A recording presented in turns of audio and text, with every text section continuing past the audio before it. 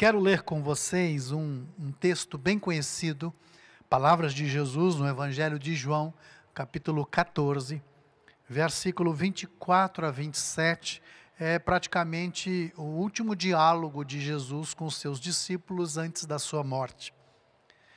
E esse texto ele diz assim: aquele que não me ama, não guarda as minhas palavras.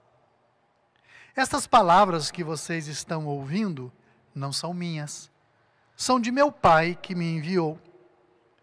Tudo isso lhes tenho dito enquanto ainda estou com vocês.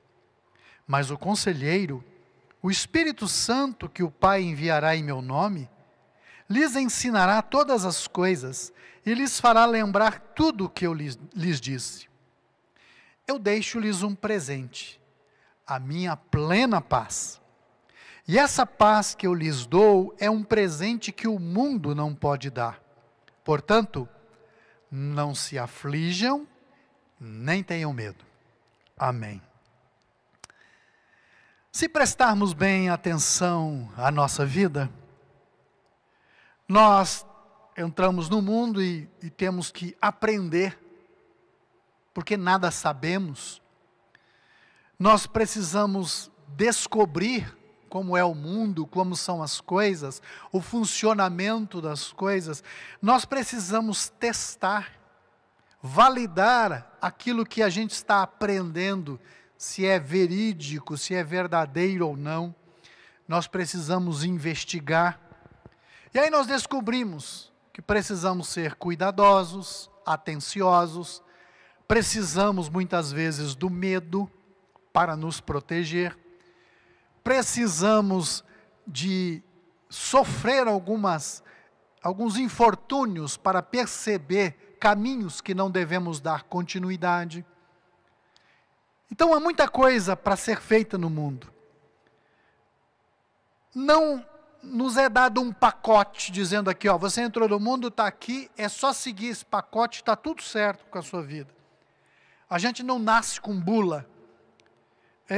E a gente também não é testado para ver se vai dar certo, né? Como um experimento. Então, nós não estamos num laboratório e fomos testados e soltos na vida, ó, isso aí vai dar certo, está tudo bem com ele, está mais do que testado. Não. Mas é interessante porque, contraditoriamente a essa realidade, nós somos ensinados a olhar para as coisas pela perspectiva da linearidade, quer dizer, está tudo dentro de uma linha certa, quase que preto e branco, né? Sim ou não. Faz isso, o resultado é esse, faz aquilo, o resultado é aquele. Como se a vida fosse uma máquina cheia de botões, o verde abre, o vermelho fecha. Não, não é isso. A gente é educado até com frases que parece que sempre é tudo igual, do mesmo jeito. Na nossa educação é assim, homem são todos iguais, ou mulheres são todas iguais. Casamento é tudo igual, só muda o endereço. Filho é tudo igual, só muda o endereço. A gente é educado para olhar para as coisas como se sim, tudo funcionasse dentro de um relógio, né? Ou como se fosse um relógio. Mas a vida é dinâmica. A vida ela é instável. Hoje está tudo bem, mas amanhã não mais. Pela manhã nós podemos estar sorrindo, no final da tarde a gente está chorando com algum infortúnio, alguma desgraça. O mundo é um lugar inseguro. E é nessa dimensão que a religião pode entrar e ganha muitos adeptos, quando ela oferece a possibilidade de segurança no mundo. Nada vai te acontecer, vai dar tudo certo e está tudo bem com você e aí te dá uma cartilha, te dá uma regra, te dá uma quantidade de itens para você, como se fosse possível garantir a estabilidade no mundo.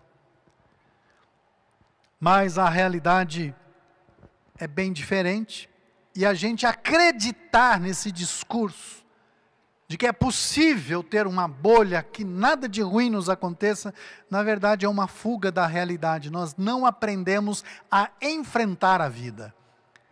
Ou melhor, nós não aprendemos a lidar com a vida e não enfrentar a vida, né? A vida a gente lida.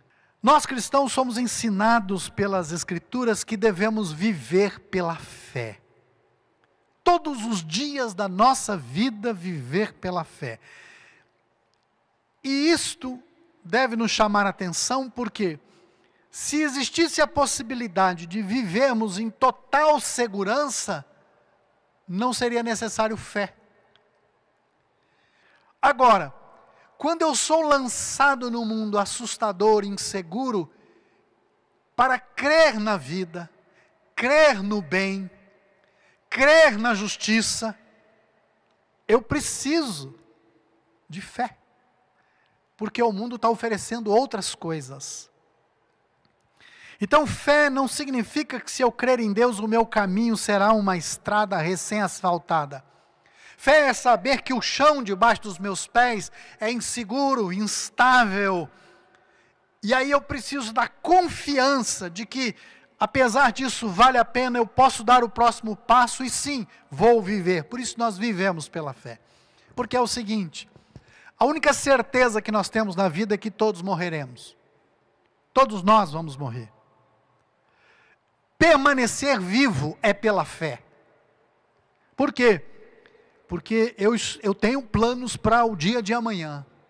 Hoje eu fiz planos para estar aqui com vocês.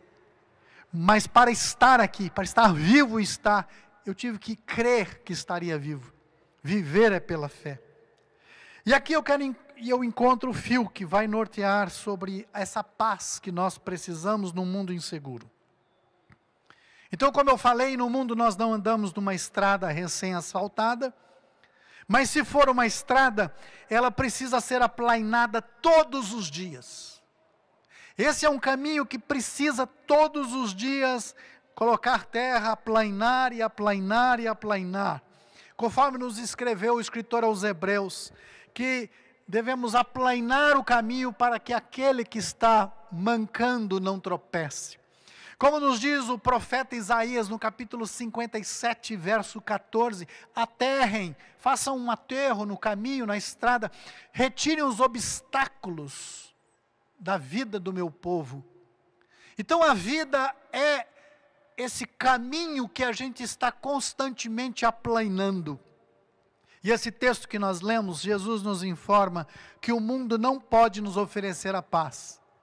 Por quê? Porque o mundo nos oferece exatamente essa instabilidade, esta insegurança, essa incerteza. O mundo nos oferece os infortúnios.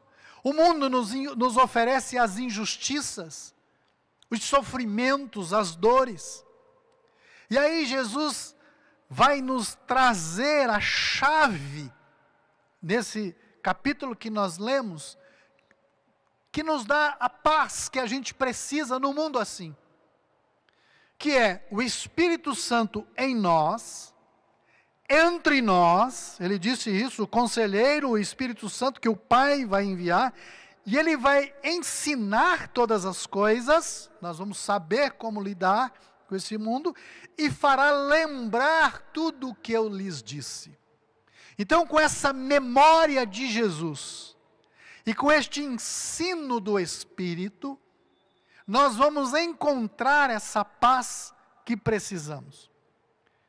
O espírito do mundo nada tem a ver com o reino de Deus. Por quê? Porque o espírito do mundo tenta nos enganar, dizendo que é possível construir estabilidade. Construir uma torre de segurança que nos coloque num perfeito céu, como se fosse Babel, né? A falsa crença de que é possível essa segurança total. Mas essa paz que Cristo fala, vem da constatação da verdade revelada por Jesus. A memória de Jesus, a memória das palavras de Jesus. E isso é importante. Eu diria assim, dos ensinos de Jesus. Jesus veio nos ensinar com a sua vida, morte e ressurreição, como viver num mundo de sofrimento. Ele abre mão da sua divindade de exercer poderes que os livre dos sofrimentos, das dores, para que, ao olharmos para Ele, ao ouvirmos os seus ensinos, nós nos inspiramos na sua vida e sabemos como viver no mundo em que as injustiças acontecem, porque Jesus foi injustiçado, que o sofrimento nos sobrevém, pois os sofrimentos caíram sobre Jesus. E existem vários ensinos, e nós como igreja estamos aqui para lembrar, trazer essa memória de Jesus, para que a gente saiba viver num mundo assim. Mas eu quero pegar 3 dos ensinos de Jesus. E você que conhece a história de Jesus, você que conhece diversos relatos de Jesus, você vai lembrar desses 3 ensinos, que eles são muito conhecidos. Os discípulos, nós vamos lembrar que seguiam Jesus e queriam saber sobre o reino de Deus, como viver no reino de Deus, quais eram as regras do reino de Deus, para que o mundo pudesse ser melhor, para que o mundo pudesse experimentar o reino de Deus. Então, certa vez, perguntaram a ele, quem é o maior no reino? Está aqui algo que a gente precisa trazer na nossa memória, do ensino de Jesus, para vivermos num mundo assim, de insegurança, e experimentarmos paz. Ouvindo a resposta de Jesus, a respeito de quem é o maior no reino. É saber o nosso lugar no mundo como filhos de Deus. Porque no mundo, o maior é aquele que conquista. Maior é aquele que conseguiu deixar um monte de gente para trás.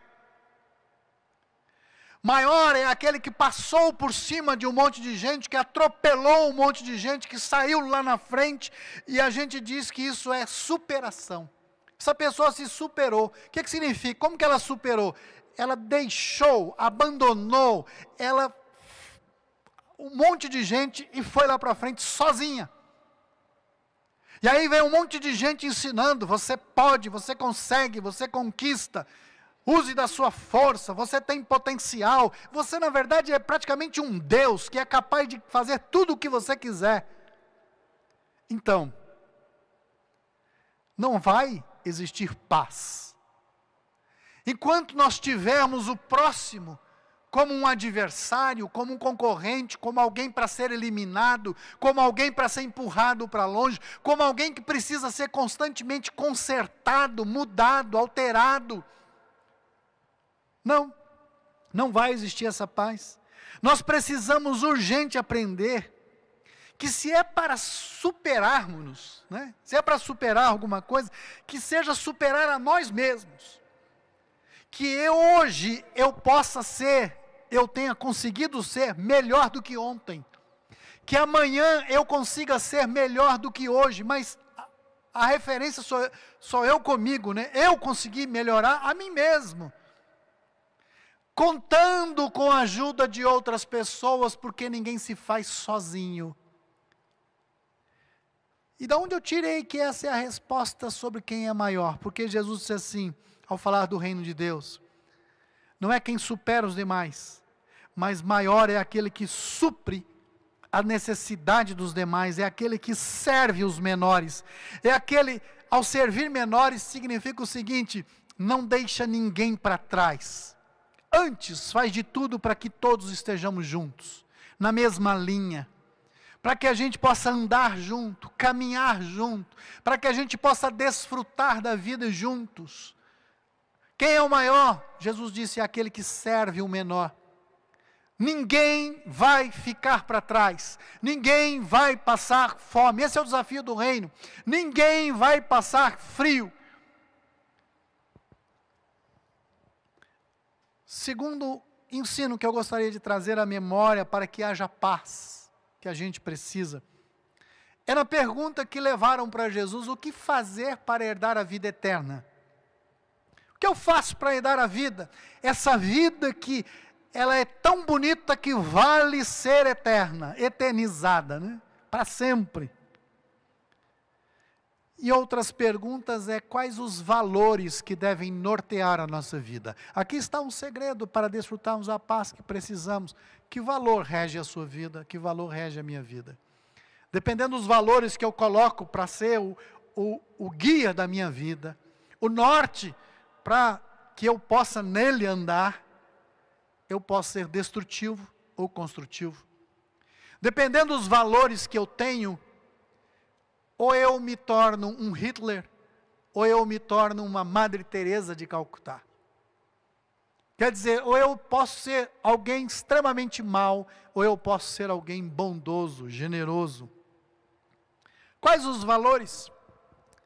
Na Idade da Pedra, os humanos entendiam que para sobreviver precisavam da violência. O estranho, não sei a língua dele, eu só sei que ele é estranho, eu não sei se ele é amigo ou inimigo, e não dá tempo de perguntar. Não entendi o que ele diz, mata ou ele me mata. Para sobreviver, preservar a família, eu preciso disso. Mas hoje, nós sabemos que para a sobrevivência nós precisamos de uma rede de solidariedade. Nós precisamos aprender a viver de forma comunitária, aprender a proteger uns aos outros. Nada vale falar de amor se ele não for a prática de cuidar do próximo. Então nós devemos conservar valores que norteiem nossas decisões, e Jesus fala quais valores são esses. É daquele que ama o próximo, que comprova o amor de Deus com os meus atos. Foi essa a resposta que Jesus deu quando perguntou o que eu faço para herdar a vida eterna. Ama o próximo. E a pessoa pergunta, quem é meu próximo? E ele conta a história, a parábola do samaritano, que um homem ferido foi cuidado por um estrangeiro que era considerado um ninguém naquela história. E ele é o próximo. O que eu faço para herdar a vida eterna? Quais valores que eu carrego? Um estrangeiro deve morrer? Um estranho eu devo ignorar?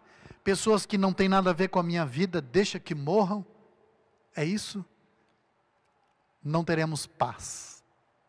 Enquanto a nossa linguagem for uma linguagem de violência, de eliminação, de destruição, de lacração, de cancelamento, não vamos desfrutar de paz. E a terceira coisa, eu falei que eram três, né? A primeira, quem é o maior do reino.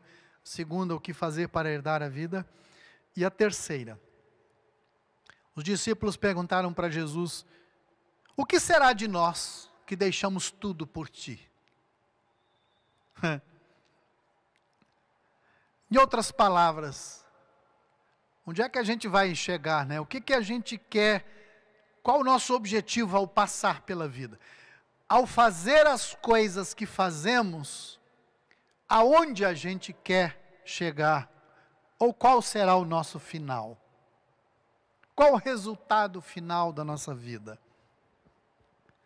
Quem está de olho no lucro, na vantagem, não terá paz.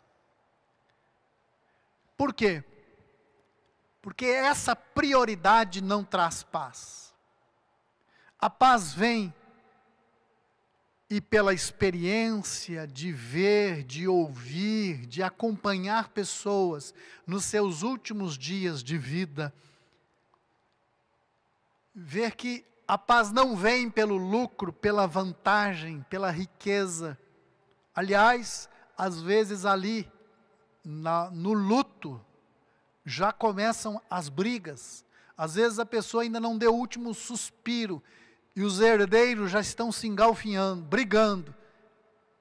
A paz não vem disso. A paz vem de terminar a vida com as relações equilibradas. A paz vem de terminar a vida percebendo que amou e foi amado. Disso vem a paz. Então, qual é o objetivo final da nossa vida? No final, nós vamos apresentar para a nossa própria consciência que tipo de pessoas nós fomos para os demais, nos nossos relacionamentos. Eu fui um bom pai, fui uma boa mãe, eu fui um bom amigo, uma boa amiga, eu fui um bom filho, uma boa filha. E quando eu falo bom, não é no sentido de perfeito, é no sentido de bondade, de afeto. É no sentido de generosidade, de atenção, de escuta, de sensibilidade para a necessidade do próximo. É a arte de se relacionar. É isso que precisamos. A maior parte da nossa vida é dedicada na convivência, nos relacionamentos. E é isso que a gente leva.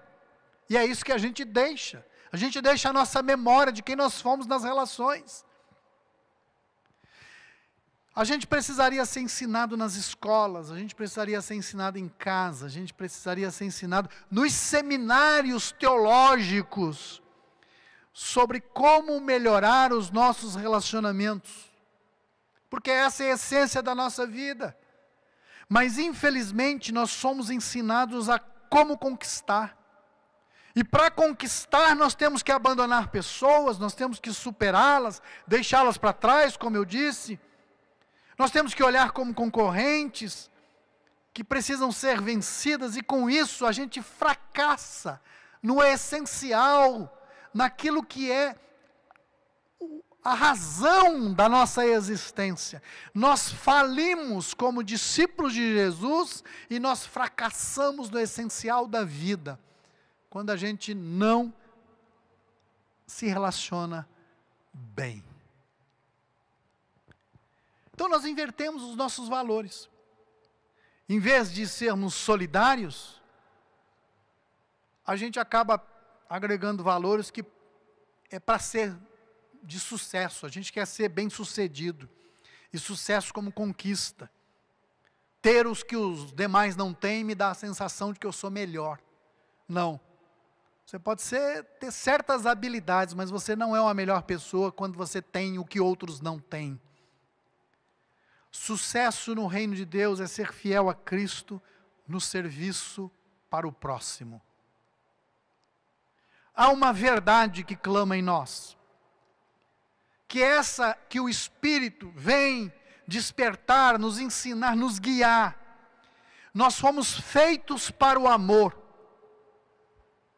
Nós fomos feitos para o amor, e Deus é amor, nós somos feitos para Deus, então nós fomos feitos para o amor, mas o mundo nos ensina que nós fomos feitos para sermos vencedores, nós fomos feitos para sermos heróis, guerreiros, valentes, fortes, corajosos. É uma mentira. A verdade do Evangelho é que nós fomos feitos para o amor, e esse é o final que nós devemos desejar, termos amado e sido amados. Nós fomos feitos para a interdependência, precisamos uns dos outros, mas fomos ensinados de que não precisamos dar satisfação da nossa vida para ninguém. E com isso a gente tem a tendência de se afastar uns dos outros. E a gente não cresce naquilo pelo qual a gente foi feito. E nisso a gente experimenta infortúnios, nos sentimos fracassados. E aí a gente não sabe por que a gente não tem paz. A paz que a gente tanto precisa. Nós precisamos a cada dia confiar em Cristo como aquele que nos convida a seguirmos com fé no mundo incerto. Trazendo à memória esses seus ensinos. Justamente porque no mundo não há garantia, e tudo que ocorrer, nós precisamos sempre aprender a dar as mãos uns aos outros, a cuidarmos uns dos outros, como uma família. A nossa fé é o desafio de que, com Cristo, pela inspiração do Espírito, nós podemos ser melhores pessoas, cultivar bons valores e terminarmos o caminho tendo feito o melhor. Como diz o Cortella, não é fazer o possível, é fazer o melhor. E a gente pode. Fechando aquilo que tínhamos para compartilhar hoje. Por que muita gente não desfruta de paz? Eu quero usar uma metáfora para ver se a gente grava. Por que a gente não desfruta de paz? Imagine que você seja uma macieira, um pé de maçã. É essência da macieira produzir maçãs. E agora nós vamos lembrar que nós somos feitos para o amor. Quer dizer, a essência nossa é amar, né? Então você foi feito para produzir maçã. Mas tem um detalhe que é importante. Não basta você ter sido feito para produzir maçã. Não basta ser uma macieira. E o fato de ser macieira não significa que vai dar as maçãs. Por quê? Porque você precisa estar plantado no solo adequado. E você vai precisar da cooperação do clima adequado. O solo adequado para nós, como macieiras de Cristo, né, vamos dizer assim, o solo adequado para nós, como produtores do amor, é o terreno que Cristo preparou. Este é o solo. Jesus preparou um terreno. Amai-vos uns aos outros. Jesus preparou um terreno chamado reino, que é uma vida de interdependência. Jesus preparou um terreno para a coexistência. Os diferentes podem conviver. Jesus preparou um terreno em que nos torna mais sensíveis para a solidariedade, para socorrer o outro, o aflito. Jesus preparou um terreno para que a gente, como seres humanos, nos percebamos como filhos de Deus, como irmãos e irmãs, como família de Deus. Este é o terreno. E a gente só vai produzir amor se a gente estiver plantado neste terreno. Então, como no exemplo da macieira, a gente vai produzir neste terreno adequado. Mas e o clima? É o que nós lemos hoje.